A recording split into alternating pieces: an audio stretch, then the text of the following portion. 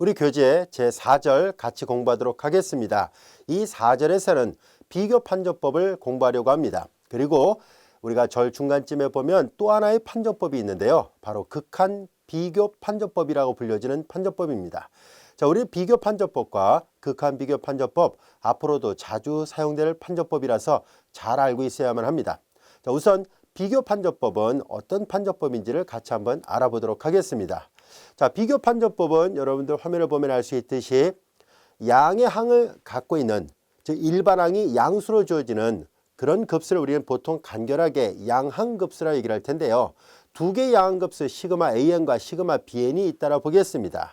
그리고 우리는 이 수열은 앞에 우리가 1절에서 우리가 학습을 했던 것처럼 함수의 특별한 경우라는 것을 배웠었죠. 정역은 자연수이고 그리고 치역은 실수 또는 실수의 부분집합이 되는 그런 수열이었었습니다. 우리가 보통 이렇게 치역이 실수의 집합 안에 있을 때 실수열이라 얘기를 하고, 만약에 복소수 범위 안에 있을 때는 복소수열이라 얘기를 합니다. 우리가 다루고자 하는 이 미분적 분학은 실수열을 다루려고 합니다. 즉 미분적 분학 자체는 우리가 실수 범위 안에 의해서 정의되는 함수에 관한 여러 가지 성질을 규명하는 과목이에요. 복소수까지 확장을 시키게 될 경우는 나중에 따로 배우게 될 복소 함수론 또는 복소 해석학이라는 교과목이나 아니면 공업사 교과목 등에서 학습을 하게 됩니다. 따라서 이 교과목 안에서는 실수열을 다루게 되는데요. 항상 실수는요, 대수관계를 구별할 수 있습니다. 순서 구조가 들어있기 때문에 크다 작다를 구별할 수 있는데요. 자, 이제 우리는 이 정리의 과정을 잘 보면 알 수 있듯이 두 양항급수 시그마 AN과 시그마 BN에 대해서 모든 자연수 n에 대해서 만약에 AN보다 BN이 더 크다라고 가정을 해보겠습니다.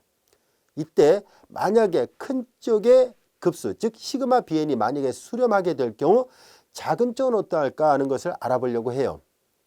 또 반대로 만약에 작은 쪽의 무한급수 시그마 AN이 만약에 발산을 하게 되면 큰 쪽의 무한급수 시그마 BN은 어떠할까 하는 것을 알아보려고 합니다. 자, 우리는 이 비교 판정법을 잘 들여다보면요, 특별하게 증명을 하지 않는다고 할지라도 이 정리를 아주 쉽게 이해할 수 있을 정도로 누구나 다 쉽게 이해하고 사용할 수 있을 정도로 간명한 성질입니다. 자, 그래도 우리는 이 정리가 정말 성립하는지를 한번 직접 증명을 해가면서 학습을 해보도록 하겠습니다. 자, 여기 볼까요? 비교 판정법 시그마 AN과 시그마 BN을 양의 항들을 갖는 급수, 우리가 보통 줄여서 양항급수라 얘기를 할 거예요. 자, 모든 자연수 n에 대하여 우리는 AN보다 BN이 더 크다라고 가정해 보고요. 이 큰 것끼리 더한 시그마 BN이 만약에 수렴한다면 작은 것끼리 더한 시그마 AN도 수렴한다. 당연한 얘기겠죠. 큰 게 수렴하는데 작은 게 발산할 리는 없습니다. 그래서 왜 그럴까 하는 것을 증명해 보도록 할 거고요. 두 번째 식은요, 반대로 작은 무한급수 시그마 AN이 발산하게 될 경우 이보다 더 큰 무한급수 시그마 BN도 발산합니다 라는 것을 보이려고 합니다. 자, 우선 1번부터 먼저 증명해 보도록 하겠습니다. 자, 여기 보면은 시그마 BN이 수렴한다라 얘기를 했었죠. 자, 이제 우리는 그렇다면 다음 같은 것을 생각해 보도록 하겠습니다. 시그마, 자, 부분합을 생각합니다. K가 1부터 N까지 갈 때 수열 AN의 파셜섬을 SN이라 놓아보겠습니다. 그리고 수열 BN의 파셜섬입니다. K가 1부터 N까지 갈 때 이 부분합을 우리가 TN이라 놓아보겠습니다. 자, 그런데 문제의 가정에서 시그마 BN이 수렴한다라고 얘기를 했었으니까 이제 문제의 또 다른 가정으로부터 시그마 BN이죠. n이 1부터 무한대까지 이것이 수렴한다라고 얘기를 했었으니까 수렴함으로 그 수렴한다는 얘기는 이 무한합을 구할 수 있다는 얘기잖아요. 그 합을 우리가 편의상 뭐 t라 할까요? tn 부분합을 tn이라 썼으니까 그 합을 t라 놓겠습니다. 이때 그 합이니까 이 t는 당연히 상수입니다. 유한 확정된 상수값이에요. 그래서 그 합을 상수 t라 표시를 했습니다. 자, 그렇다면은 이 부분합과 무한합 사이의 관계로부터 그러면 당연히 우리는 tn은 t를 넘지 못한다는 것을 알 수 있습니다.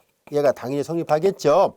왜냐면 여기다 극한을 취해야지 그때서야 t로 가거든요. 그래서 tn이 그리고 이 Tn, 이 Bn 자체가 다 양항이거든요. 항을 늘리면 늘릴수록 커지니까 당연히 부등호 방향은 오른쪽이 더 클 수밖에 없습니다.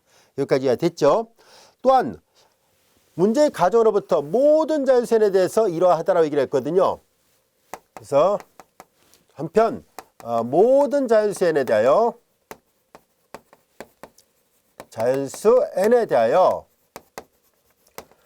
an보다 bn이 더 크다라고 얘기를 했었으니까 bn이므로 자연스럽게 큰 것끼리 더한 게 작은 것끼리 더한 것보다 더 크지요. 여기다가 처음 항부터 n번째 항까지 똑같이 변변 더하면은 여기는 sn이 될 것이고 여기는 tn이 됩니다. 이런 부등호 관계가 성립했네요. 자, 그런데 여기 보면은 앞에서 tn은 t를 넘지 못한다 그랬고 문제의 가정으로부터 이 조건으로부터 sn은 tn을 넘지 못한다는 것을 알게 됐으니까 따라서 두 개를 합치니까 sn은 결과적으로 tn보다 작거나 같으면서 tn은 또 t를 넘지 못했으니까 이것이 성립합니다. 여기까지 됐죠? 자, 이 말은 곧 뭘 나타낼까요? 그래서 이 수열 sn은 부분합을 나타내는 수열이에요. 얘네들도 하나의 수열로 볼 수 있어요. 왜냐하면 부분합이니까 n번째 항까지 합이지만 S1은 초항이 됐죠. S2는 처음 항과 두 번째 항을 더했죠. S3는 처음 항, 두 번째 항, 세 번째 항을 더하니까 S1, S2, S3가 각각의 일반항이 모두 양항이라 얘기를 했었으니까 자꾸 증가합니다. 그래서 이 부분합을 나타내는 것 SN 자체도 하나의 시퀀스 수열이 됩니다. 그래서 이 수열 SN은 분명히 아무리 커봤자 T가 그 합이라 얘기를 했었으니까 유한 확정값이에요. 그래서 이 SN은 당연히 유한 확정값 T를 넘지 못한다는 것을 알게 됐으니까 위로 유계입니다. 자, 이제 위로 유계라는 조건을 만족하게 됐네요. 자, 그리고 이제 하나하나 확인해 보려고 합니다. 자, Sn 플러스 1은 분명히 n번째 항까지 합을 구한 다음에 거기에다가 다시 an 플러스를 하나 더 더하면 되죠. 즉 왜냐하면 이 sn 플러스 1이라는 말의 의미는 n 플러스 1번째 항까지를 다 더합니다 라는 뜻이거든요. 그래서 얘는 당연히 이렇게 쓸 수 있고 이 sn하고 또 비교를 해봐요. 근데 an 자체가 양의 항을 갖는다라고 얘기를 했었으니까 an 자체가 양수예요. 그러니까 두 식이 똑같을 때 양변에다가 어느 한쪽에다 양수를 더해버리면 당연히 그쪽이 더 크죠. 확인해 보니까 n이라는 첨자보다 n 플러스 1이라는 첨자가 더 큰데 그 함수값 자체를 나타내는 sn하고 sn 플러스를 비교해봐도 첨자가 큰 게 더 크다라고 하는 것을 알게 됐으니까 요거 이제 이유는 an이 양항이었기 때문입니다. 자, 이것이 항상 성립한다는 것을 알게 됐으니까 자연스럽게 역시 수열 SN은 분명히 단조 증가 수열입니다. 또 단조란 말 빼고 그냥 증가라고 얘기를 해도 됩니다. 증가 수열입니다. 여기에서 AN이 양항이었기 때문에 이렇게 부등식이 한 줄이 더 크다는 것을 알게 됐고 그래서 자연스럽게 증가 수열이라는 것까지도 얻게 됐습니다. 그러면 이제 잘 볼까요? 수열 SN은요 위로도 유계이면서 증가하는 수열이라는 것을 알게 됐어요. 우리는 앞서 배웠었죠. 1절에서 단조 수열 정리라는 것을 공부한 적이 있었습니다. 바로 그 단조 수열 정리로부터 수열 SN은 반드시 수렴한다는 것을 알 수 있고요. 그래서 우리는 여기다 결론을 내리면 이 수열 SN은 분명히 이유는 단조 수열 정리, 단조 수열 또는 단조 수렴이라고도 말을 한다라고 얘기를 했었죠. 단조 수열 정리에 의하여 반드시 수렴합니다. 자, 이제 얘가 수렴한다는 얘기니까 결과적으로 즉 리미트 n이 무한대로 갈 때 sn이 존재한다는 얘기예요. 근데 이거는 뭐예요? 부분합의 극한을 취한 것이 바로 무한합이죠. 그래서 n이 1부터 무한대까지 an 이거예요. 똑같은 말이거든요. 자, 이것이 당연히 존재한다는 얘기예요. 이것이 존재한다는 얘기는 이 극한이 수렴한다는, 어떤 값에 가까운지 몰라도 얘가 수렴합니다 라는 것을 말해줍니다. 증명이 끝났네요. 그래서 1번 시그마 bn이 수렴한다면 시그마 an도 수렴한다는 것을 증명할 수 있게 됐습니다. 1번 이해됐죠? 굳이 이렇게까지 증명하지 않더라도 충분히 이해할 수 있는 그런 정리인데요. 학교 중간고사에 가끔 담당 교수님들마다 이 증명을 강조하는 분들이 계셔서 증명하라고도 나올 수 있으니까 잘 연습을 해두세요. 자, 그런데 이제 주로 이제 이런 비교 판정법은요, 그 쓰임새, 활용도에 초점을 많이 맞춰놓고 있기 때문에 활용하는 것도 잘 알아두시기 바랍니다. 자, 그 다음에 이제 두 번째로 볼까요? 시그마 EN이 발산하면 시그마 BN도 발산한다. 아, 이거는 뭐 그냥 말로 설명해도 될 것 같아요. 왜냐면 대소관계가 분명한데요. 큰 것끼리 더한 게 더 크죠. 그러니까 시그마 AN보다 시그마 BN이 더 큰데, 아, 시그마 AN이 발산한다면 작은 게 발산하는데 그거보다 더 큰 게 유한 확정값을 가질 리가 없겠죠. 그래서 작은 게 발산하니까 큰 거 발산한 것은 지극히 당연한 결과라는 것을 알 수 있습니다. 그래서 여기 그냥 작은 게 발산하니까 큰 거 발산한다 이렇게 쓰면 돼요. 증명을 따로 생략하겠습니다. 굳이 뭐 판사 안 해도 되겠죠, 여러분들. 자, 그래서 이와 같이 비교 판정법, 우리는 손쉽게 큰 게 수렴하면 작은 거 수렴, 작은 게 발산하면 큰 거 발산이라는 것을 알게 됐습니다. 근데 여기 잘 보면 이 비교 판정법은요, 정말 직관적으로 이해하기 아주 쉬운 판정법이면 틀림이 없는데요. 주의해야 될 점이 있습니다. 바로 뭐냐면은 이 비교 판정법을 사용할 때는요, 다음 같은 두 가지 경우는 판정할 수 없습니다. 주의하시기 바랍니다. 뭐냐면, 자, 우리는 대소관계 이렇게 있죠. 자, 이제 볼까요? 얘보다 얘가 더 크다라 볼게요. 큰 게 수렴하면 작은 거 수렴, 작은 게 발산하면 큰 게 발산이라는 게 각각 1, 2번의 결과인데요. 만약에 작은 게 수렴하면 큰 건 어떻게 될까 하는 얘기예요. 이때 결론은 확정적으로 말할 수가 없어요. 즉 큰 것도 수렴할 수도 있지만 또는 발산할 수도 있어요. 그래서 작은 게 수렴하면 큰 거를 알 수가 없습니다. 그 다음에 또 반대로 큰 게 수렴하면 작은 게 수렴인데요. 만약에 큰 게 발산하면 작은 게 수렴이다. 물론 그럴 수도 있지만 아닐 수도 있습니다. 큰 거는 예를 들어서 2배 무한대로 가는데 여기는 1배 무한대로 간다든가 그럴 수도 있잖아요. 그래서 큰 게 발산하면 작은 거 모릅니다. 얘네들은요, 작은 게 발산하면 큰 거 발산, 큰 게 수렴하면 작은 거 수렴, 이것만 얘기를 해줘요. 근데 만약에 작은 게 수렴하면 큰 거 모릅니다. 큰 게 발산하면 작은 거 몰라요. 아시겠죠? 그래서 이 경우 수를 4가지로 구별할 수 있는데요. 그 중에 이 비교 판정법은 2가지만 가능하게 해줘요. 다시 강조를 할게요. 작은 게 발산하면 큰 거 발산입니다. 큰 게 수렴하면 작은 거 수렴이에요. 그런데 작은 거 수렴하면 큰 거 모릅니다. 또한 큰 거 발산하면 작은 거 몰라요. 아시겠죠? 그래서 이거 비교 판정법을 적용할 때는 각별히 신경 써서 대수관계를 잘 보면서 결정을 해야만 합니다. 그래서 처음에는 비교 판정법이 좀 까다롭게 느껴질 수도 있어요. 하지만 조금씩 시간이 지나면서 자연스럽게 비교 대상을 선택한다면 그리 어렵지 않게 판정할 수 있습니다. 자, 이때 어느 한쪽이 수렴하면 다른 쪽이 수렴, 어느 한쪽이 발산하면 다른 쪽이 발산, 이런 걸로 판단하다 보니까 그러면 기준이 되는 급수가 있어야 되겠죠. 이때 어떤 급수가 기준이 될까요? 라는 문제가 생깁니다. 이때 기준이 되는 급수는 앞에서 배웠던, 우리 앞전에서 공부했던 P급수를 주로 기준으로 선택하려고 합니다. 왜냐하면 P급수는요, 시그마 N의 P승분의 1은 P가 1보다 클 때 수렴하고 P가 1보다 작거나 같을 때 발산했었죠. 이와 같이 명명백백하게 급수의 수렴 발산을 구별할 수 있는 급수 그렇게 많지는 않습니다. 그 중에 대표적인 것이 P급수이고요. 또 한 가지는 여러분들이 고등학교 교과정에서부터 배워서 알고 있는 무한등비수의 합이에요. 그래서 일반항이 A, R의 n-1승으로 되어 있는 이런 무한등비 급수인 경우에는 우리가 공비의 크기가 1보다 작은지, 그리고 초항이 뭐 0인지 0이 아닌지 등등 이런 것들을 구별함으로 해서 그 급수가 수렴하는지 발산하는지를 구별할 수 있을 겁니다. 그래서 우리가 판단의 기준 역할하는 중요한 급수가 P급수하고 무한등비수의 합, 등비급수예요. 아시겠죠? 그래서 그 둘을 잘 알아둘 필요가 있습니다. 자, 그렇다면 이제 이론을 배웠으니까 이 이론을 적용할 수 있는 예문을 같이 한번 살펴보도록 하겠습니다. 자, 예제 1번 같이 한번 볼까요? 급수가 수렴하는지 발산하는지를 판정해보자 라는 얘기예요. 자, 우리는 이 급수를 우리 앞에서 배웠던 적분판정법을 쓰기에는 너무 복잡합니다. 뭐 적분판정법은 안 됩니까? 그렇지는 않지만요. 우리는 가급적이면 최적의 방법을 적용하려고 합니다. 자, 그래서 우리는 비교를 할 수 있는지를 한번 알아보려고 해요. 그래서 비교를 시도를 해보도록 할까요? 자, 모든 자연수 n에 대하여 여러분들 보세요. 2n의 제곱 플러스 4n 플러스 3하고 2n의 제곱을 비교해 보면 당연히 이쪽이 더 크죠. 이게 자연수를 이만큼 더 더했으니까요. 이것이 성립합니다. 그럼 얘가 성립하면 역수를 취해도 여러분들이 부등호 방향이 역수를 취하면 부등호 방향이 반대가 된다는 것을 알 수 있죠.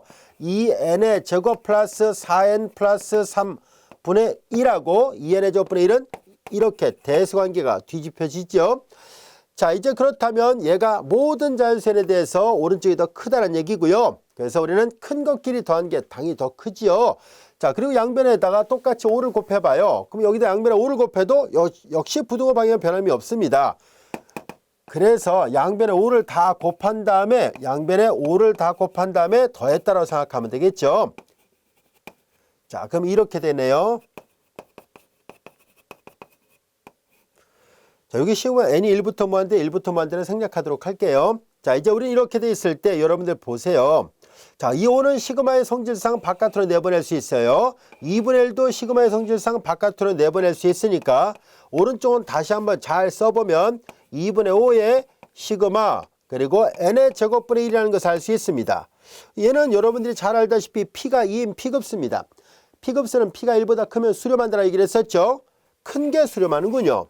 그러니까 대수관계를 비교해보니까 이들 모두가 다 양급수이면서 큰 게 수렴하니까 당연히 작은 것도 수렴합니다. 그래서 문제에서 주어졌던 예제 1번 되게 복잡해 보였는데 수렴한다는 것을 알게 됐습니다. 여기까지도 이해됐죠? 그래서 우리는 비교판조법, 적분판조법을 적용해야 될 예문도 있지만 이와 같이 비교판조법을 적용할 예문도 있다는 것을 알게 됐습니다. 자, 이어서 예제 2번을 살펴보도록 할까요? 예제 1번과 예제 2번의 차이점이 있습니다. 예제 1번은 모든 자연수에 대해서 다 적용할 수 있는 대수관계가 적용이 가능했었습니다. 자, 이때 비교판조법은 모든 자연수에 대해서 항상 명명백백하게 대수관계가 있어야 될까요? 라고 질문을 던졌을 때 꼭 그런 것은 아닙니다 라는 것을 나타내려고 합니다. 우리는 유한계의 항을 제외한 나머지 무수히 많은 자연수에 대해서 대수관계가 있어도 적용이 가능하다는 것을 이 두 번째 예제를 통해서 학습을 해보려고 합니다. 자, 두 번째 예제를 잘 보면 이 예문을 앞에서 적분판조법일 때 공부했던 그런 예문입니다. 앞에 예제 그 3절에서 적분판조법에서 사용했던 예문이었는데요. 자, 여기 잘 들여다보면은 K분의 로그 K예요. K분의 로그 K인데요. 자, 얘네들은요, 그래프의 개형 앞에서 그려봤었어요. 대략 이런 그래프였었고요. 보다시피 얘는 올라갔다가 내려오고 있거든요. 그래서 여기 일정한 점 2라는 오일러 상수 이후부터는 감소하고 앞에서 요 사이에서는 증가했었잖아요. 그래서 적분판조법도 이렇게 유한항을 제외한 나머지 무수히 많은 항에서 감소해도 적용할 수 있었어요. 그와 비슷하게 우리는 얘네들도 모든 자연수에 대해서 대수관계가 다 있어야 될 필요는 없습니다. 자, 이제 우리는 얘네들을 잘 살펴볼까요? 주어진 식을 잘 보면 이것만 따로 띄어서 볼까요? 이것만 따로 띄어서 보겠습니다. 자, 여기를 K라 놓겠습니다. 여기가 로그 K라 본다면 로그 K는 보다시피 오일러 상수 2가 있을 때 1이 나옵니다. 자, 이제 2보다 큰 자연수들에 대해서는 항상 얘가 1보다 크지만 요 사이에 있는 자연수들 뭐 여기 1, 그 다음에 2 요 정도밖에 없겠네요. 그런 것들에 대해서는 1보다 작은 값이 나오게 됩니다. 자, 이제 이 그림을 보면 알 수 있듯이 K가 2보다 큰 자연수일 때 모든 자연수가 아니군요. 2보다 큰 자연수니까 1과 2는 제외한 3, 4, 5, 6, 3보다 큰 같은 자연수들을 말합니다. 이런 자연수일 때 자연수 K가 이제 말을 쓸까요? K가 이렇게 되는 자연수일 때 한해서 여러분들이 보면 알 수 있듯이 로그 K가 1보다 커요. 즉 이 모든 자연수에 대해서 이 로그 K가 1보다 큰 건 아닐지라도 2보다 큰 자연수니까 3, 4, 5, 6, 7 그렇게 되는 자연수에 대해서 이와 같이 됐습니다. 그럼 이 식의 양변을 양수로 나눠도 부등호 방향의 변함이 없겠죠. K가 자연수니까 자연수 역술체도 양수니까 양수 양변을 곱해도 부등호 방향의 변함이 없습니다. 여기까지도 이해됐죠? 그리고 양변에다가 시그마를 취해보도록 하겠습니다. 즉 K는 이제 3부터 무한대까지 1부터가 아닙니다. 얘네들은 1부터 무한대까지였었는데 3부터 무한대까지를 계산해 보려고 해요. 시그마 K가 3부터 무한대까지 K분의 1입니다. 근데 여기 보면 이거 오른쪽은요. 여러분들이 잘 알다시피 P가 1인 P급수는 발산하죠. 근데 원래 P급수는 1부터 가는 거였었는데 발산하는 급수에다 유한항을 띄워도 발산하거든요. 그래서 발산한 급수에다 유한항 1과 2를 두 개를 떼어내도 얘가 당연히 발산하게 됩니다. 작은 게 발산하니까 당연히 큰 거 발산하게 됩니다. 또한 발산한 급수에다가 유한항을 덧붙여도 갑자기 그게 수렴이 될 리 없어요. 아시겠죠? 왜냐하면 무한히 많은 항이 다 더해봤자 발산인데 겨우 두 개 항 K가 1일 때, K가 2일 때를 더 덧붙인다 해서 값이 조금 더 증가했을 뿐이지 여전히 발산입니다. 그래서 올해는 작은 게 P가 1인 P급수로서 발산하니까 큰 것도 비교판정법에서 발산이라는 것을 알게 됐습니다. 학교 시험 문제 답안지 작성할 때 지금 선생님이 말로 설명한 걸 다 글로 남겨야 돼요. 다시 한번 얘기를 할게요. 얘는 P가 1인 P급수가 발산하잖아요. 그런데 발산한 급수에다 항 두 개 띄워도 얘가 그거거든요. 얘도 발산합니다. 작은 게 발산하니까 큰 거 당연히 발산하고요. 발산하는 급수에다 항 두 개를 더 덧붙여도 K가 1일 때와 2일 때를 덧붙여도 당연히 발산하기 때문에 그래서 주어진 급수는 발산이다 라고 얘기를 하게 됐습니다. 이해됐죠? 그런 것들을 이제 글로 남겨놔야 돼요. 그래서 예제 2번 이렇게 예제 1번은 모든 자연수에 대해서 대소관계 있었지만 제한적인 자연수에 대해서 대소관계 있어도 여전히 수렴 발산을 비교판정법에서 판정할 수 있다라는 것을 알게 됐습니다. 여기까지 이해되셨죠? 자, 그런데 이 예제 두 개는요. 한쪽은 수렴, 한쪽은 발산이 되는 예문이었는데 그럼 이렇게 명명백백하게 항상 수렴과 발산을 언제나 조사할 수 있나요? 라는 질문을 던졌을 때 그게 쉽지는 않습니다. 왜냐하면 얘네들은 보기 좋게 큰 게 수렴하니까 작은 게 수렴, 작은 게 발산이니까 큰 게 발산이었었는데요. 만약에 비교를 잘못하게 될 경우에는 판단이 나오지 않을 수도 있어요. 예를 들어서 다음 같은 것을 한번 살펴보도록 할게요. 교재에도 있는 거예요. 자, 만약에 시그마 2의 n승 마이너스 1분의 1. 자, 이 급수는 수렴하는지 발산하는지를 비교해서 판정을 할 수 있을까 싶은데요. 자, 얘는 여러분들이 잘 알다시피 분명히 수렴합니다. 왜냐하면 등비수열이 합구하는 공식을 쓰면 되잖아요. 초항은 2분의 1, 공비도 2분의 1이 되는 무한등비수열 합 존재합니다. 얘네들은 여러분들이 잘 알다시피 1 공비분의 초항 이렇게 돼서 약분하면 1이 나오는군요. 얘는 1이에요. 그래서 합이 존재합니다. 근데 얘도 얘랑 비슷하긴 한데 비교가 가능할 것인가 하는 문제가 생깁니다. 실제로 비교하려고 한다면은 얘보다는 얘가 더 크지요. 그래서 역수를 취해볼까요? 역수를 취해보면은 2n승 마이너스 1분의 1 역수를 취하면 부등호 방향이 반대가 되죠. 그런데 큰 것끼리 더한 거랑 작은 것끼리 더한 거랑 비교하면 당연히 큰 것끼리 더한 게 더 큰데요. 얘는 뭐예요? 작은 게 수렴을 해버렸거든요. 큰 거 알 수 없습니다. 수렴할 수도 있고 발산할 수도 있으니까요.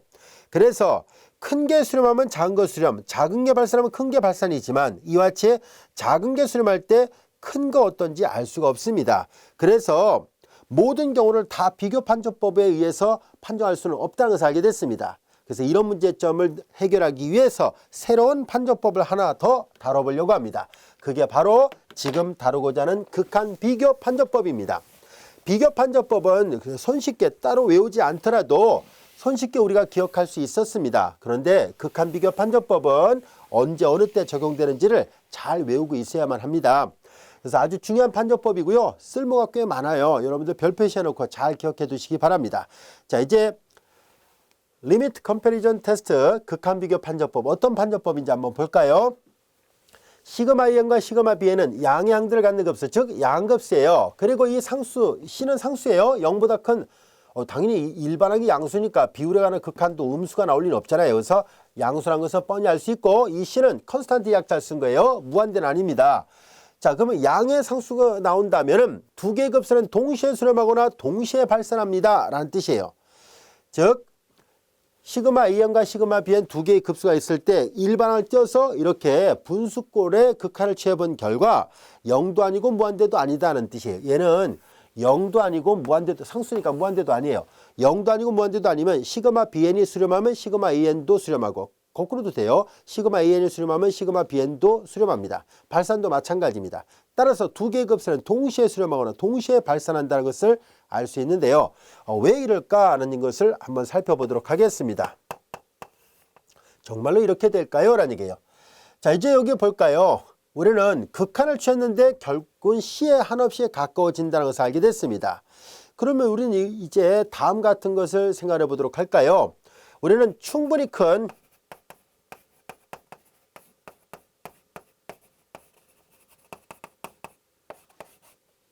자연수 n에 대하여, 즉 다시 말해서 이 비율을 하나의 수열로 봤을 때 n이 계속 커질 때마다 c 한없이 가까워진다는 얘기잖아요. 여기 c가 있다고 봐요.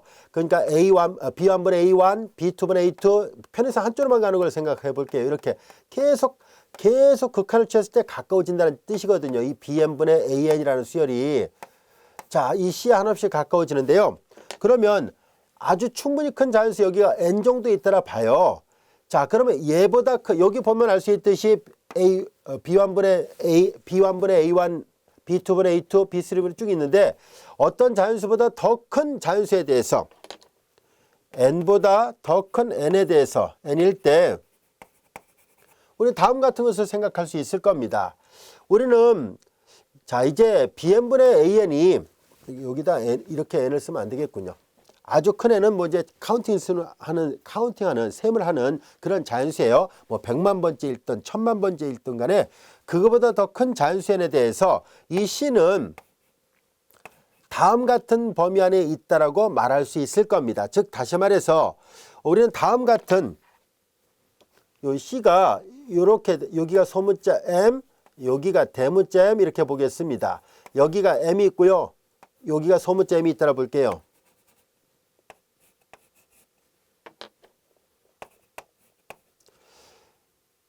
조금 더 부연 설명할까요? 이렇게 하는 게 낫겠군요.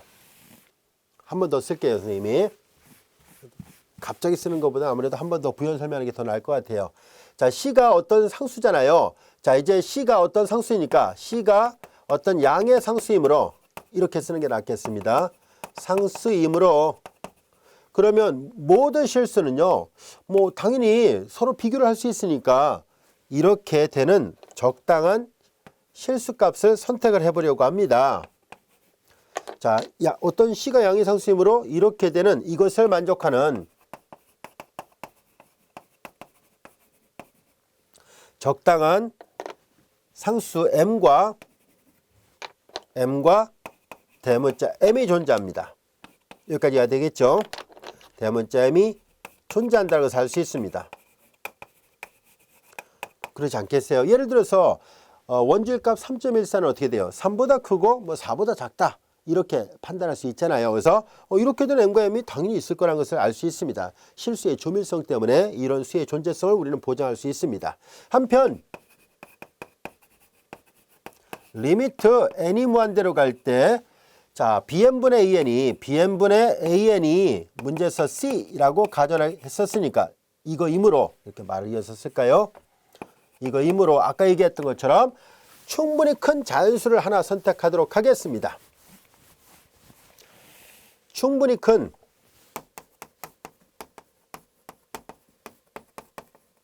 자연수, 아주 큰 자연수 n에 대하여 이 n보다 더 큰 자연수 n에 대해서 앞서 얘기했던 것처럼 bn분의 an이 계속 c에 가까워지는데 c는 사실상 어떤 두 수 사이에 있다는 것을 알 수 있었고요. 그렇다면 우리는 충분히 큰 유한계를 제외한 아주 많은 항들에 대해서 bn분의 an은 그러면 이렇게 되는 왼쪽은 m, 오른쪽이 대문자음이 되는 이것을 만족한다는 것을 알 수 있어요. 왜냐하면 이 말 때문이에요. 모든 n에 대해서 계속 n이 계속 증가할 때마다 결국 c로 간다라고 얘기를 했었으니까 그림을 잘 보세요.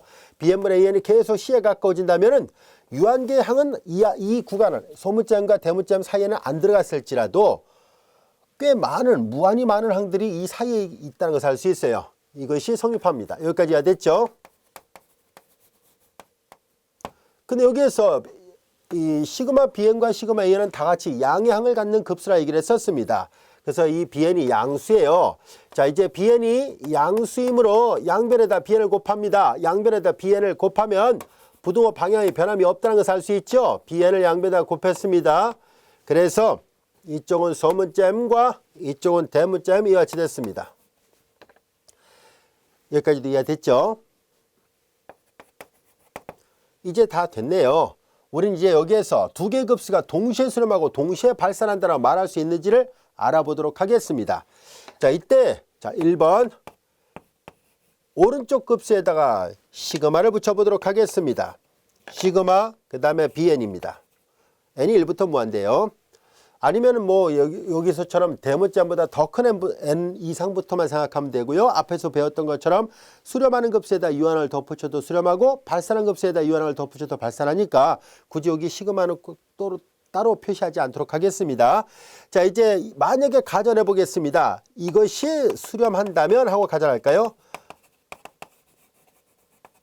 그러면 상수 바깥으로 나가서 m 바깥으로 나가서 bn이 될 텐데요. 얘도 수렴하죠. 왜냐하면 예를 들어서 수렴한다는 얘기는 얘가 수렴하는데 예를 들어서 이게 100에 수렴한다고 가정해 봅시다. 편의상. 그러면 m 나갔어요. 그러면 시그마 bn은 대문자 m분의 100이잖아요. 어차피 이 대문자 m이 얼마인지 몰라도 적당한 양의 실수값이에요. C 자체 양수였으니까 이렇게 되는 양의 실수값 반드시 존재합니다. 자, 그래서 얘가 수렴하니까 얘도 당연히 수렴한다고 할 수 있고요. 얘가 이제 100에 수렴한다면 얘는 대문자 n분의 100에 수렴할 거예요. 자, 이제 시그마 bn도 수렴하니까 앞서 배웠던 비교 판정법이 있었죠. 그래서 비교 판정법에 의하여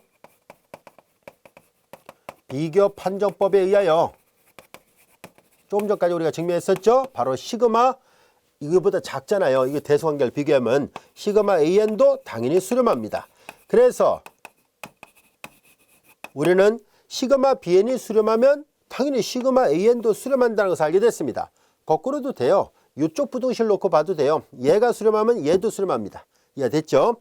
여기서 M과 M은 다 같이 양수예요. 양수 M과 양수 대문점이 당연히 존재합니다.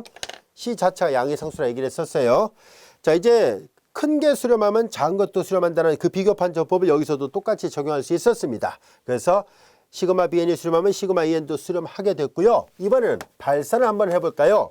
이번에는 시그마 bn이 발산한다고 보겠습니다.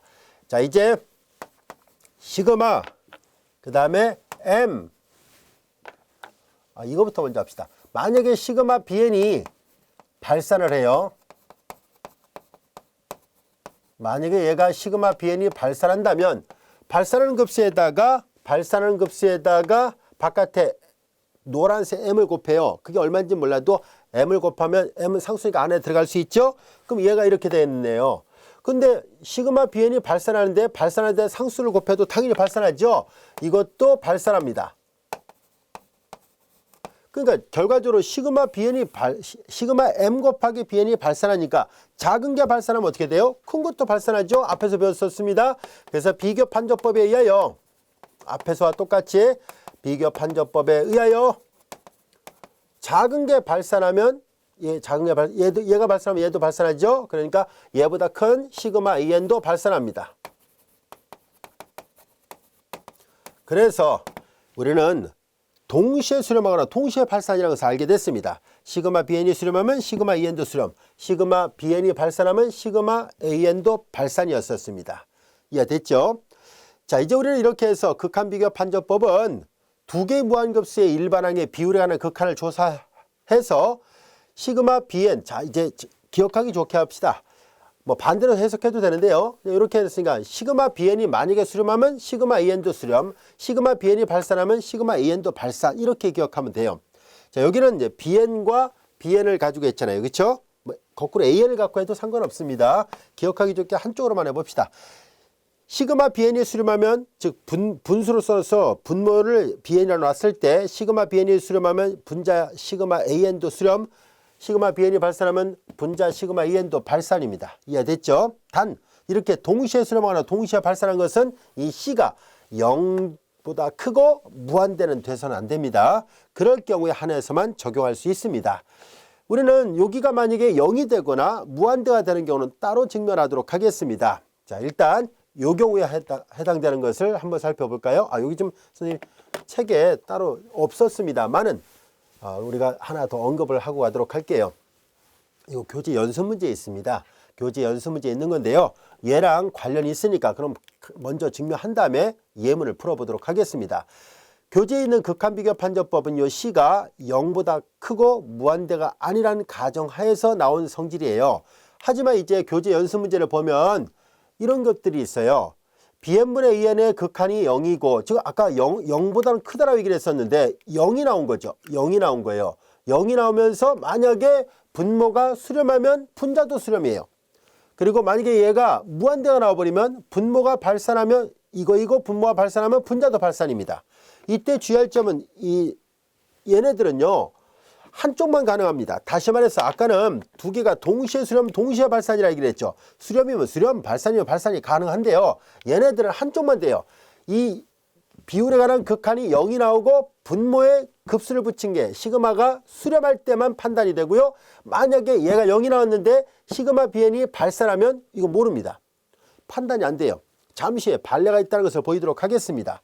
얘도 마찬가지입니다. 이렇게 비율이 무한대가 나오고 그 다음에 시그마 bn이 발산할 경우에만 발산인데 만약에 얘가 무한대가 나오면서 시그마 bn이 수렴하게 되면 이거 모릅니다. 시그마 bn이 수렴할 수도 있고 발산할 수도 있어서 판단이 안 돼서 여기 따로 적어놓은 얘네들은요 한 가지씩만 가능한 얘기예요. 동시에 수렴 동시에 발산은 안 됩니다. 아시겠죠? 자, 그러면 얘네들은 어떻게 해서 이게 성립하는지를 증명을 해 보도록 하겠습니다. 1번부터 증명해 보도록 하겠습니다. 왜 그럴까 하는 얘기입니다. 자, 시그마 bn분의 an의 극한이 0이다 라고 되어 있는데 우리 앞에 1절에서 수열의 극한을 설명한 적이 있었잖아요. 자, 한번 볼까요? 리미트 n이 무한대로 갈 때 자, 이제 bn분의 an의 극한이 0이에요. 그리고 둘 다 양항입니다.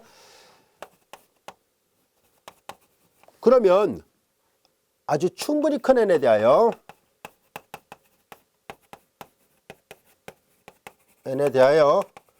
그 n보다 더 큰 n에 대해서 이거이면 우리 앞에서 배웠었죠? 수열의 극한에서 배웠던 성질로부터 얘네들이 입실론보다 작으면 돼요. 근데 우리는 계산의 편의성을 고려해서 우리 입실론 값을 그냥 정해놓읍시다. 그냥 편의상 1로 나와보도록 할게요. 그런데 bn이나 an은 다 같이 양항이라 얘기를 했었으니까 굳이 절대값 필요 없게 됐습니다. 이게 음수가 나올 수도 있어서 절대값이 필요했던 건데요. 모두가 다 양항이니까 0빼나 많아져 이렇게 돼요. 자, 충분히 큰 n에 대해서 n보다 더 큰 n에 대해서 이것이 성립합니다. 이 말 때문에 이것이 성립해요. 여기까지 됐죠? 자, 양변에다 bn을 곱하겠습니다. bn 양수예요. 따라서 양변에다 bn을 곱해도 부등호 방향이 바뀌지 않을 거라는 것을 알 수 있죠? 따라서 an과 bn을 비교하니까 이와 같이 됐고요. 이제 여기에다가 시그마를 취해볼까요? 시그마 en 그리고 시그마 bn입니다. 그런데 여기에서 볼까요? 시그마 bn이 수렴하면 이라고 얘기를 했었으니까 오른쪽이 수렴합니다. 그러면 비교판정법에서 작은 것도 수렴한다는 것을 알게 됐습니다. 증명 끝났네요. 말로 설명했어요. 오른쪽이 문제의 가정으로부터 수렴한다면 작은 쪽도 수렴이라는 것을 알게 됐습니다.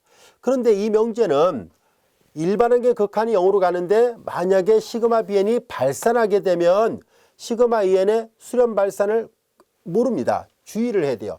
주의할 점이 있습니다. 일종의 발레예요. 이건 하나만 성립한다는 것을 얘기하려고 해요. 자, 시그마 bn이 만약에 극한은 0으로 가는데 얘가 발산하는 예문을 하나 들어볼게요. 즉 시그마 bn에서 bn을 n분의 1이라 놓겠습니다.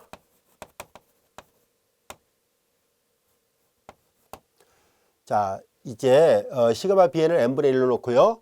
그 다음에 시그마 an은 또 어떻게 놓을까요? 저걸 마저 한번 해볼게요. n이 무한대로 갈 때 bn분의 an을 계산합니다. 물론 an을 찾아야 되는데요. 일단 bn은 n분의 1을 이렇게 놓겠습니다.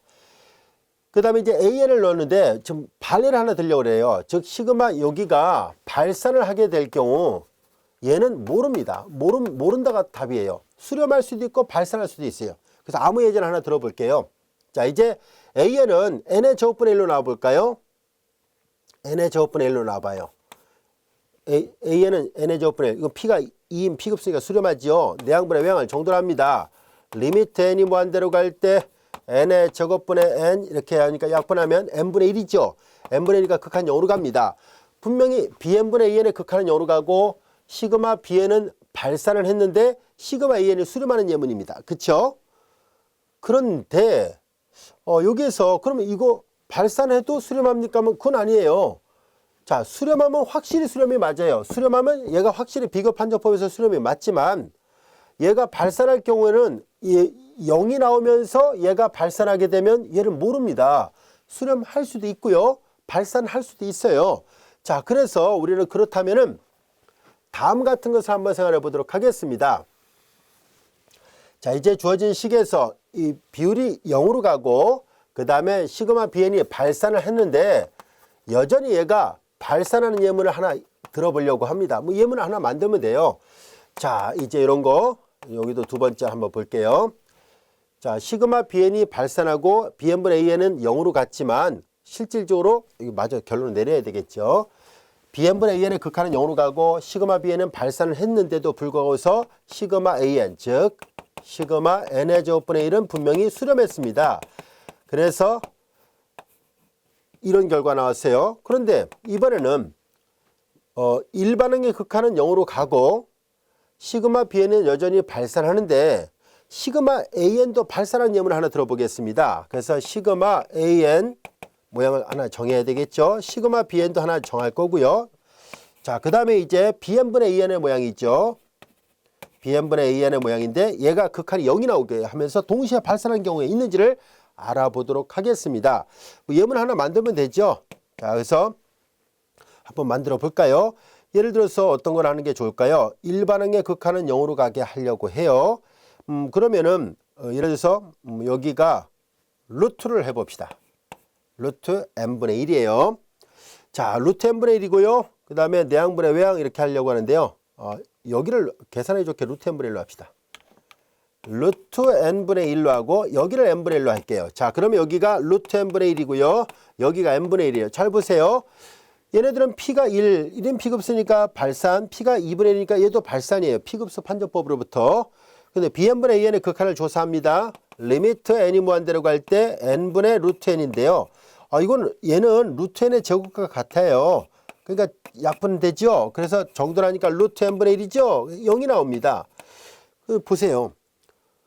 비율에 관한 극한이 0으로 나왔고 시그마 Bn이 발산했음에도 불구하고서 이 위에 1번 발레는 시그마 An이 수렴이었죠. 하지만 지금 뭐예요? 시그마 An은 또 발산이 나와요.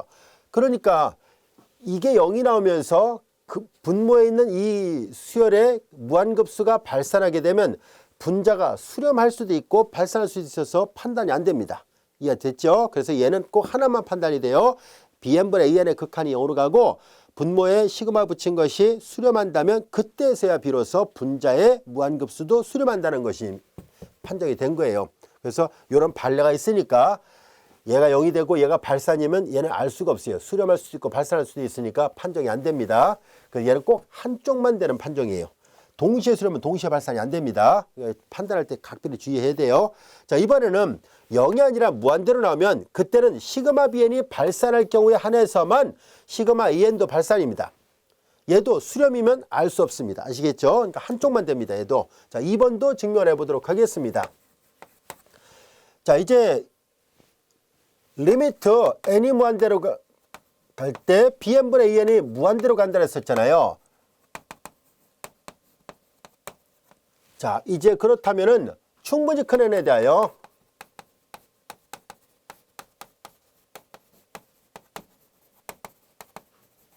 Bn분의 An은 자, 아주 큰 수를 하나 선택하도록 하죠. 이건 엄청 큰 수라 생각할 거예요.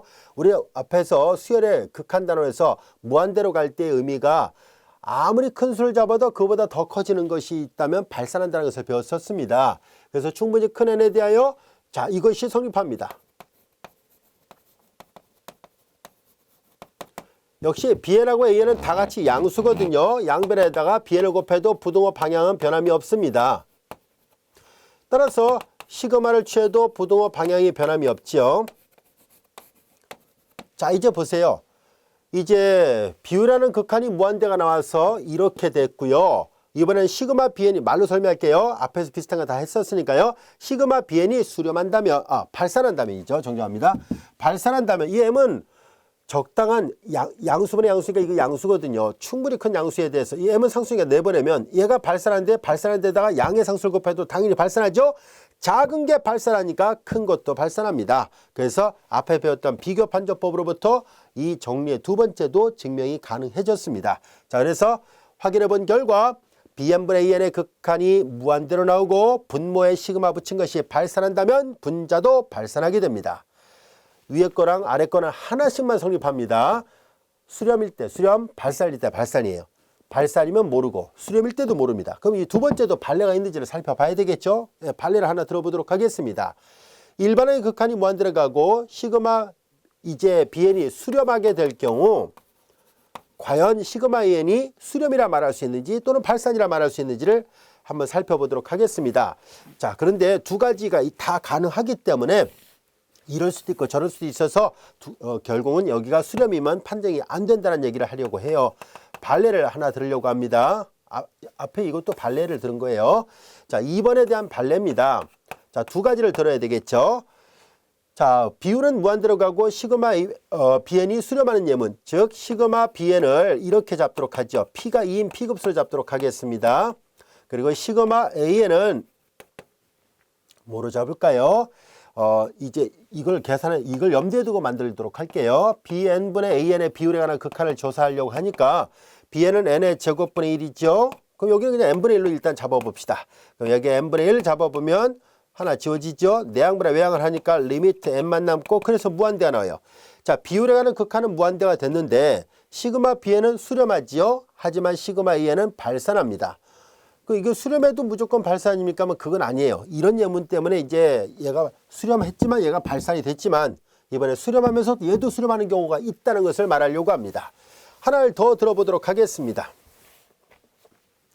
자, 이번에 두 번째 발레를 들어볼까요? 이번에 똑같이 시그마 bn은 수렴하는 예문 n의 제곱분의 1을 잡아보도록 할게요.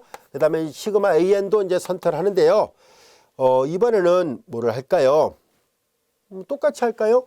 똑같이 한번 해보도록 이거 조금 다르게 해봐야 되겠네요. 무한대로 일단 나와야 되니까 이걸 염두에 두고 예문을 하나 찾아볼게요.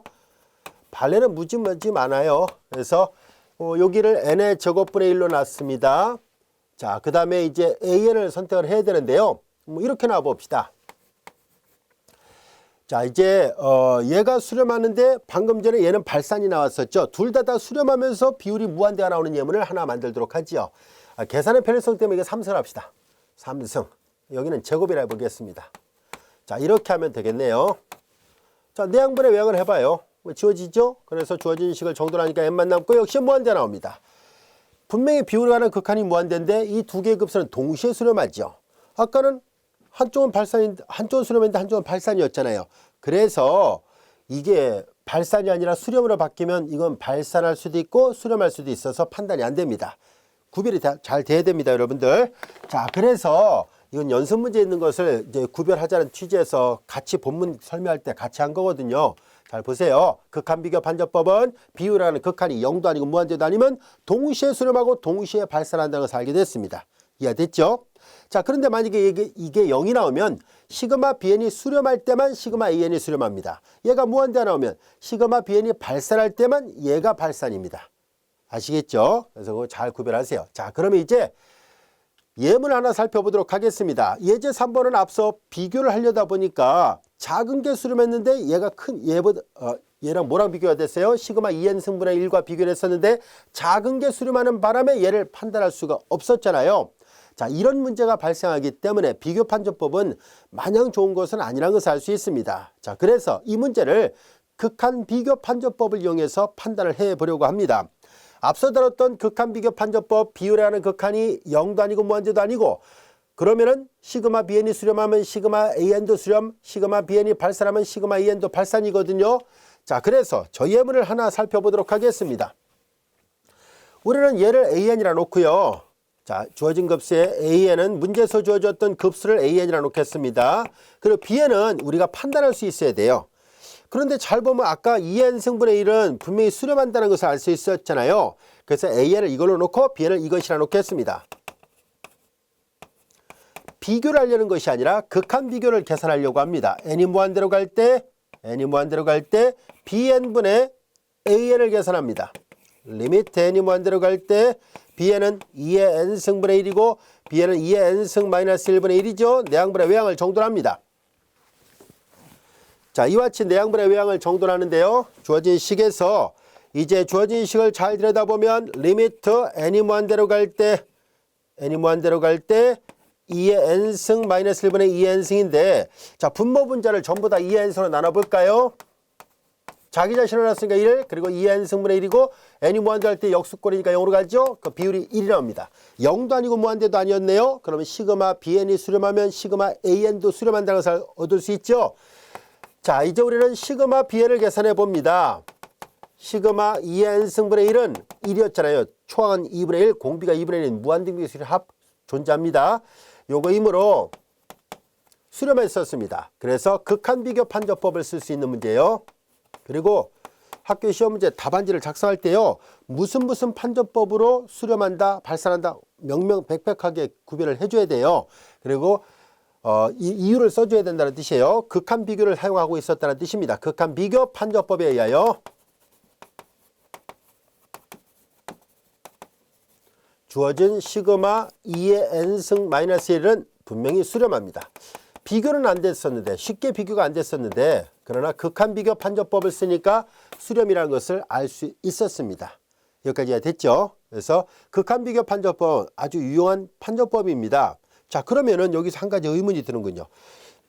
그러면 이 어떤 걸 bn으로 놓고 어떤 걸 an으로 놔야 됩니까 하는 문제가 생겨요. 그래서 앞으로 요령이 필요해요. 문제에서 주어졌던 급수의 일반항을 an이라 놓고 그리고 우리는 bn을 새롭게 찾아야 됩니다.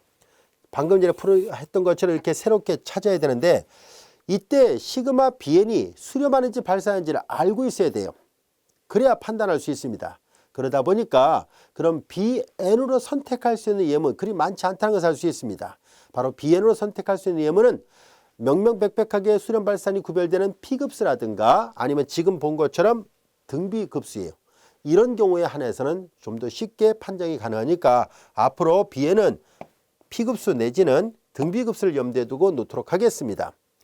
그런데 어떤 걸 넣어야 될 것인가 하는 것은 an하고 비교를 해보는 거예요. an이 등비급수의 모양과 비슷하게 생겼으면 등비급수로 놓고 an이 만약에 P급수랑 모양이 비슷하면 P급수로 놓는 것이 좋습니다.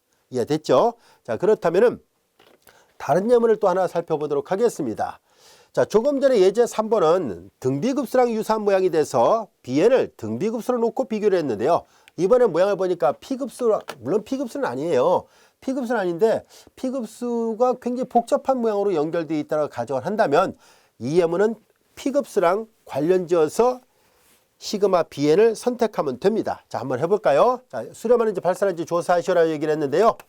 자, 이제 일반항 an을 생각합니다. 이 항을 an이라 놓을 거예요. 문제수 주어졌던 것은 항상 an이라 놓고 풀면 수월하게 계산할 수 있어요. 2n의 제곱 플러스 3n 이렇게 되어 있습니다. 그럼 bn을 어떻게 넣어야 될까 하는 얘기인데요. 자, bn을 놓는 방법은요. 이렇게 당식 n에 관한 거듭조합이 들어있는 복잡한 식이 있을 때 분모의 가장 높은 차수와 그리고 이 분모에서 여기 보면 n의 5승의 바깥에 2분의 1승이 있잖아요. 그럼 n의 2분의 5승이라 비교를 해봐요. 그러면 이제 얘랑 이제 비교를 해보고 그 다음에 이제 얘랑도 비교를 해볼 건데요. 자, 잘 모르겠다 싶으면요. 한번 이거 볼게요. 일단 이해를 해야 나중에 놓는 방법을 쉽게 알 수 있을 거예요. 우리는 모양을 보니까 얘가 이런 꼴은 아니잖아요. 그래서 등비급수랑 비교할 문제는 아닙니다. 그럼 P급수의 형태랑 비교를 해볼 건데요. P는 1보다 클 때 수렴하고 1보다 작거나 같을 때 발산한다 했는데 도대체 P를 얼마로 놔야 이 문제를 쉽게 해결할 수 있을까 하는 문제가 생깁니다. 처음부터 정해놓고 가면 쉬운데요. 이제 막 배우는 과정에서는 이 P가 처음부터 손쉽게 딱 정해지진 않을 겁니다. 그래서 정하는 요령을 설명하려고 합니다. 일단 n의 P승분의 1로 놓고 문제를 풀어보도록 하겠습니다. 그리고 나서 P를 선택할 거예요. 자, 이제 리미트 n이 무한대로 갈 때 bn분의 an을 계산합니다.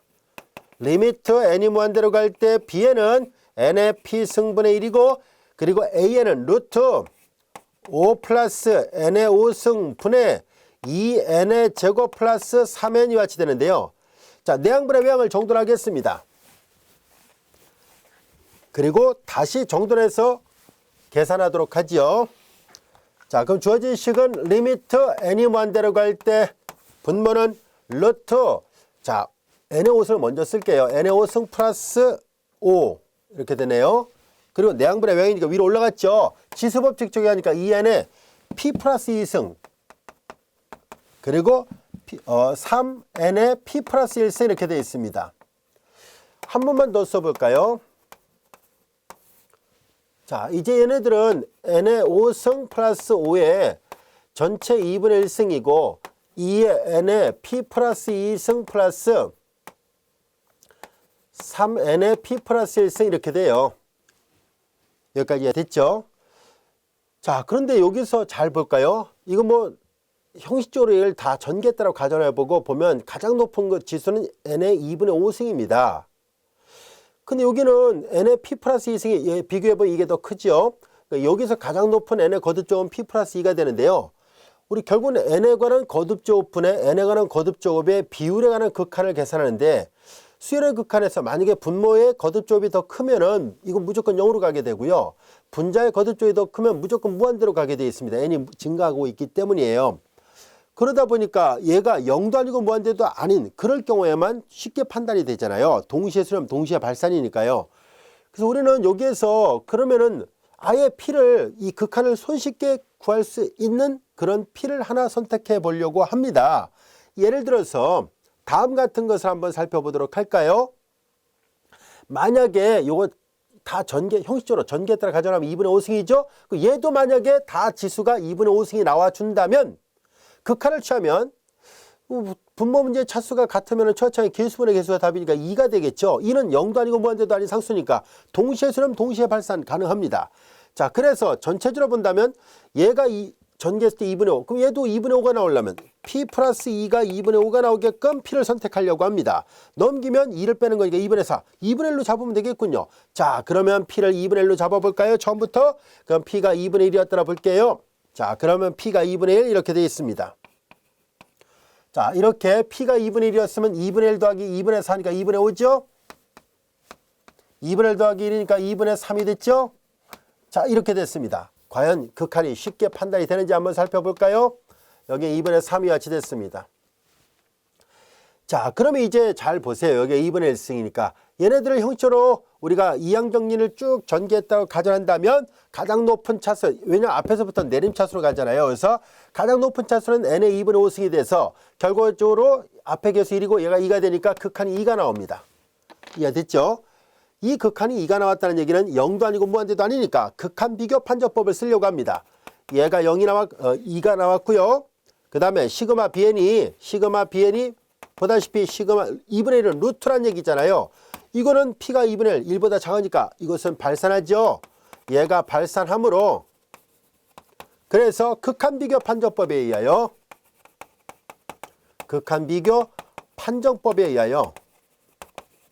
주어진 시그마 AN도 발산하게 됩니다.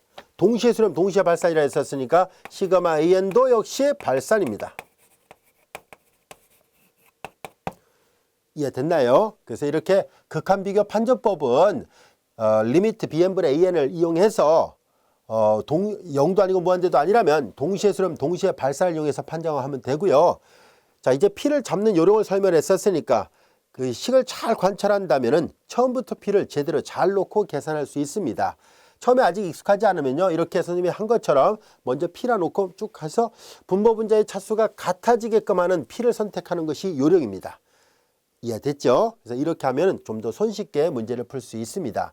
예를 하나 들어볼게요. 책에 없는 예문이긴 하지만 교재 연습 문제는 있습니다.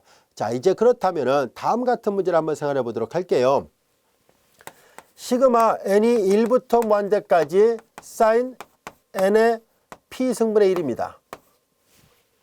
자, 이 급수가 언제 수렴하고 언제 발산한지를 조사하시오 라고 물어봤다고 가정해 보겠습니다. 즉, 이 급수의 수렴 발산을 조사해 보려고 합니다. 근데 여기는 보면 얘가 없었으면 분명히 P급수니까 P가 1보다 크면 수렴이고 P가 1보다 작거나 같으면 발산이라 말을 하면 될 텐데요. 앞에 사인이 붙어 있어요. 그래서 P급수 모양은 아닙니다. 자, 이 급수의 수렴 발산 여부를 조사하기 위해서 이런 형태의 문제, 즉 요령은요, 이 극한 비교 판정법은 주로 언제 많이 쓸 수 있냐면 이렇게 일반항에 삼각함수 형태가 들어있을 때 주로 많이 사용합니다. 그래서 삼각함수에 있으면 이런 거를 지금 설명한 것처럼 어떤 다른 급수의 일반항하고 비교를 해서 극한 비교 판정법을 잘 적용해 보세요. 자, 우리는 요 일반항을 문제에서 주어졌던 일반항을 이렇게 AN이라 놓고 그 다음에 이제 Bn은 요 모양 때문에 P급수 형태를 놓도록 하겠습니다. 그러면 리미트 n이 무한대로 갈 때 bn분의 an의 비율에 관한 극한을 조사해 보려고 합니다. 리미트 n이 무한대로 갈 때 bn은 n의 p승분의 1이고 그 다음에 an은 sin n의 p승분의 1입니다. 그런데 이거 잘 볼까요? 여러분들 잘 들여다보면 n이 무한대로 갈 때 이거 0으로 가죠.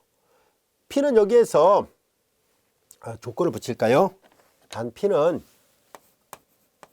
그냥 P는 양수라 볼게요. 편의상. 자, 그러면 이게 n이 커질 때마다 양의 지수니까 무한대 역수거니까 0으로 가죠. 얘도 0으로 가네요. 그래서 이건 하나의 문자를 치환했다 봐요. 얘네들을 다른 문자 뭐 t로 치환했다 본다면 n이 무한대로 가면 이걸 t로 넣으면 t가 0으로 가죠. 근데 여러분들 잘 보세요. 이미 저 앞에서 공부한 적이 있었죠. 삼각함수의 미분을 하려고 한다면 이 극한이 필요하다는 것을 이미 앞에서도 여러 차례 강조했었는데요. 이거 극한 1입니다. 그래서 확인해 보니까 이 극한이 1이었구나 라는 것을 알게 됐습니다. 그럼 비율하는 극한이 0도 아니고 무한대도 아니네요. 그럼 동시에 수렴하고 동시에 발산한다고 얘기를 했었죠. 그럼 다 됐네요. 시그마 bn이 언제 수렴하죠? p가 1보다 클 때 수렴합니다. p가 1보다 작거나 같을 때는 발산이고요. 따라서 이제 확인해 본 결과 우리는 극한 비교 판정법을 쓸 생각입니다. 극한 비교 판정법에 의하여 P가 1보다 크면 시그마 BN과 시그마 EN이 동시에 수렴합니다. 두 개의 급수는 동시에 수렴하거나 동시에 발산한다라고 얘기를 했었죠. 동시에 수렴하고 두 번째, P가 일단 0보다 크다 해놨으니까 이렇게 써야 되겠군요. P가 0보다 크고 1보다 작거나 같으면 시그마 BN과 시그마 N이 동시에 발산합니다. 여기까지 됐죠? 그래서 이렇게 일반항에 삼각함수, 아크사인 이런 것들이 들어있을 때 주로 많이 사용한다는 거 알아두면 편리하고요. 교재 연습 문제 보면 이런 비슷한 문제들이 많이 있으니까 꼭 풀어보세요. 자, 이제 우리는 본문의 내용을 통해서 비교 판정법과 극한 비교 판정법에 대해서 공부를 했었고요. 자, 이제 우리는 이 극한 비교 판정법이나 또는 비교 판정법을 공부하고 난 뒤에 우리는 그렇다면은 만약에 큰 개수로만 비교 판정법에서요. 큰 개수로만 작은 개수로 만든다는 걸 배웠잖아요. 이때 오차는 어떻게 계산하면 좋을까요? 라는 문제를 한 번 더 생각하고 가도록 하겠습니다. 오차 문제를 한번 같이 공부를 해보도록 할까요? 자, 합을 추정해 보려고 합니다. 자, 우리는 여기에서 두 개의 무한급수가 있다고 볼까요? 시그마 EN하고 시그마 BN 이렇게 주어져 있습니다. 큰 개 수렴하면 작은 개 수렴이라는 것을 이미 앞에서 배웠었죠. 자, 그런데 우리는 무한합을 다 계산할 수가 없으니까 부분합만 계산해 보도록 할게요. 그러면 파셜섬을 계산할 때 모든 n에 대해서 이게 더 크다 했었으니까 앞에서 했던 것처럼 SN은 시그마 K가 1부터 N까지 AK 파셜섬을 생각한 거예요. 마찬가지로 TN은 시그마 K가 1부터 N까지 BK를 생각한 거고요. 두 개를 비교해 본다면 이것이라 하면 SN이 분명히 TN보다는 더 작아요. 여기에 등호 들어가면 여기도 등호 들어가고 등호 안 들어가면 여기 안 들어가면 돼요. 근데 얘네들은 파셜섬이잖아요. 그러면은 잘 보세요. 모든 무한대까지 가도 이게 더 크다 했었으니까 따라서 우리는 나머지 양도 생각해 보려고 합니다. 아래는 뭘 나타내냐면 자, 이거의 합을 S, 이거의 합을 T라 놓는다면 S에서 SN을 뺀 것을 말하고요. T는 T에서 TN을 뺀 거로 생각을 해보도록 하겠습니다.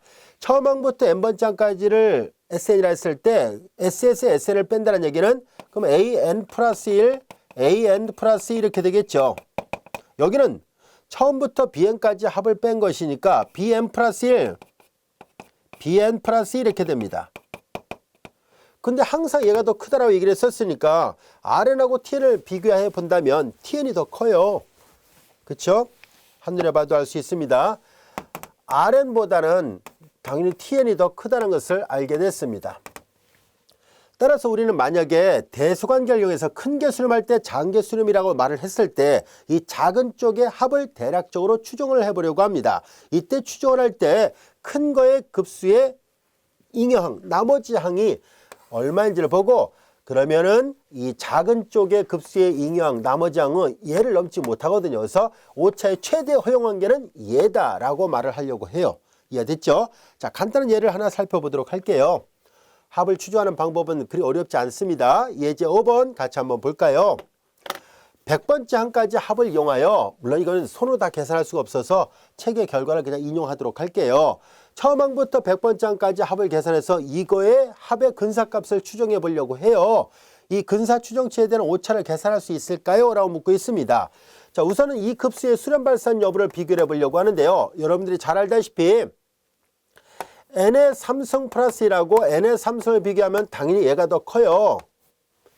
이거이므로 역술치하면은 n의 3승 플러스 1분의 1이 n의 3승분의 1보다 작다는 것을 알게 됐습니다. 큰 것끼리 더한 게 당연히 더 크지요. 작은 것끼리 더한 것보다. 그래서 비교해보면 이렇게 돼요. 근데 큰 게 수렴하니까 당연히 작은 게 수렴한다는 것을 비교판정법으로부터 알 수 있습니다. 얘는 수렴하지요. 근데 우리의 관심은 이 문제에 대한 답을 얻고자 합니다. 얘를 수렴한다라고 얘기를 했는데 그 합을 구할 수 있을까 하는 얘기고요. 수렴하니까 합이 어느 정도 구해지길 바라는데요. 모든 급수의 합을 정확하게 구하지는 못합니다. 하지만 대략적이나마 구해보자 라는 것이 이 예문의 포커스예요. 자, 그러면 여기에서 n의 3승 플러스 1분의 1을 수렴한다고 얘기를 했었으니까 대략 얼마일까 하는 얘기인데요. 이게 n이 1부터 무한대까지가 수렴하니까 그러면 1부터 100까지만 한번 해보겠다라는 얘기입니다. 그래서 n이 1부터 무한대까지 합은 잘 보세요. 당연히 이쪽이 더 크지요. 시그마 k가 1부터 k라 씁시다. k 1부터 n이라 써도 되겠네요. n이 1부터 100까지예요. 그래서 n의 3승 플러스 1분의 1인데요. 근데 여기서 잘 봐요. 이게 100의 3승이면은 공이 굉장히 많이 붙죠. 그리고 이를 역술지게 이거 101번째, 102번째 n을 대입하면 3승하고 1을 더해서 역술체수가 굉장히 작아요. 0.0000 이렇게 더할 것인데요. 그러면 n이 계속 가도 얼추 얘랑 비슷해지겠구나. 같지는 않겠죠. 정확하게 왼쪽이 조금이라도 큽니다. 얼추 비슷하겠구나 하는 것을 알 수 있고요. 얘를 처음 항부터 100번째 항까지 합을 계산했을 때 이 값이 대략 얼마일까요? 라고 알아보자 라는 뜻입니다. 근데 여기 잘 보다시피 이렇게 돼 있으니까 앞에서 했던 것처럼 잉여를 계산하려고 해요. 자, 우리 적분판정법에서 이렇게 감수하는 수열에 대해서 적분판정법으로부터 근사값이 취할 수 있는 값의 범위가 대략 어디 있다는 것을 배운 적이 있었죠. 자, 이제 요 오른쪽 급수를 갖고 tn이라 했었으니까 tn은 여러분들이 잘 알다시피 이렇게 되잖아요. n 플러스 1부터 무한대까지 n부터 무한대까지 이거에 해당되는 함수를 fx라고 한다면 대소관계가 이렇다는 것을 앞에서 배웠어요. 적분판정법 단원에서. 그래서 이걸 계산하려고 해요. 오차가 얘를 넘지 못하거든요. 따라서 인테그랄 100부터 무한대까지 fx 대신에 x의 3승분의 1 dx를 계산하죠. 얘는 리미트 a가 무한대로 갈 때 인테그랄 100부터 무한대까지 갈 때 지수로 바꿔서 무한대 아니라 a라 써야겠죠. 이거 앞에서 했던 거예요. 우리가 그 적분판정법 단원에서 다 공부했었습니다. 여기는 적분하기 좋게 지수로 바꿔놓을까요? 그러면은 리미트 a가 무한대로 갈 때 여기다 1을 더하니까 마이너스 2분의 1 여기다 1을 더해서 역술치하거든요. 그럼 마이너스 2분의 1이고 여기다 그러면 x의 마이너스 2승 이렇게 된 거예요. 내려오면 지워져서 마이너스 1승이 돼요. 마이너스 2승이라는 얘기는 다시 쓰면 x의 제곱분의 1이죠. 그러니까 이렇게 쓰는 게 낫겠군요. 계산하기 좋게. 자, 이거의 역도함수 구해줬고요. 그 다음에 100부터 a까지고요. 종점 대입한 값에서 시점 대입한 값 빼야 되는데요. 마이너스 2a의 제곱분의 1 마이너스 플러스 2 그리고 100의 제곱분의 1 이렇게 되고 a가 무한대라니까 무한대 역수는 0으로 가죠. 따라서 얘는 2 그리고 100의 제곱분의 1 tn의 오차는 얘를 넘지 못합니다. 근데 비교해 보니까 우리가 실제로 계산하려는 건 얘거든요. 얘의 오차도 당연히 얘를 넘지 못한다는 것을 알 수 있습니다. 그래서 이 근사 추정에 대한 오차를 계산하세요라는 얘기인데요. 자, 이거 계산기에 도움이 있어야 되니까 계산 결과를 확인해 보도록 하겠습니다. 확인해 보니까 자, 100까지 계산할 때는 T100을 넘지 못하고 T100은 이 값을 넘지 못합니다. 그래서 이거 계산해 보니까 0.00005예요. 그러니까 이걸로 계산을 했는데 이 추정을 해 보니까 100까지만 돼도 이렇게 해도 무한대까지 실제 계산 안 해봐도 소수점 넷째 자리까지는 정확합니다 라는 것을 말해줍니다. 실제로 계산기의 도움을 받아서 직접 다 계산하니까 이 정도 나오네요. 그러니까 이거 이렇게만 계산해도 실제로 무한대를 100까지만 더했을지라도 굉장히 정밀도가 높다는 것을 알게 됐습니다. 그래서 수학적으로 본다면 무한대까지 계산하지만 공학적인 문제에서 본다면 유한항까지 밖에 계산할 수가 없거든요. 그래서 무한히 더할 수는 없잖아요. 그래서 이렇게 계산해도 타당하다라는 것을 이 비교를 해서 비교 판정법에서의 오차의 그 추정치를 알 수 있었습니다. 여기까지가 됐죠.